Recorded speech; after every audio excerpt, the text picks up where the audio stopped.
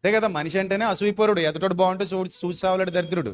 మనకంటే కొంచెం పచ్చకున్నాడు అనుకోండి ఎవడైనా, మనం ఏమైనా కొంచెం ఎదిగామనుకోండి, చుట్టూతున్న కుళ్ళు కళ్ళు ఏడుస్తానే ఉంటాయి. అమ్మో వీళ్ళు ఇల్లు కట్టేసుకున్నారు బాబు, వీళ్ళు బంగారం కొనేసుకున్నారు, వీళ్ళకి ఉద్యోగాలు వచ్చేసినాయి, వీళ్ళ పిల్లలు పెళ్లి చేశారు, వీళ్ళు అలా అయిపోయారు, వీళ్ళు ఇలా అయిపోయారు, వీళ్ళు చాలా కారు కొనేసుకున్నారంట, బండి కొని. ఈ ఏడుపులకి తట్టుకుని నిలబడాలి మనం.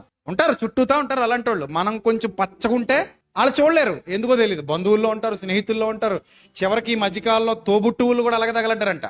అన్నయ్య బాగుంటే తమ్ముడు చూడలేకపోతున్నాడంటే, తమ్ముడు బాగుంటే అన్నయ్య చూడలేకపోతే, అక్క బాగుంటే చెల్లి చూడలేక, చెల్లి బాగుంటే అక్క చూడలేదు. ఇదేం దరిద్రం రక్త సంబంధం నాకు అర్థం కాలేదు అసలు.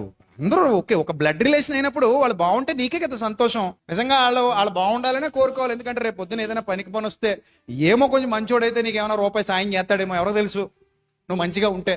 అది మంచి కోరుకోవాలి. అరే మా అన్నయ్య కదా బాగున్నాడు పోన్లే, మా అక్కే కదా పోన్లే, మా చెల్లే కదా, మా బావే కదా, మా వదినే కదా, మా పిన్నే కదా, మా బాబాయే కదా అనుకుంటే ఎంత బాగుంటది.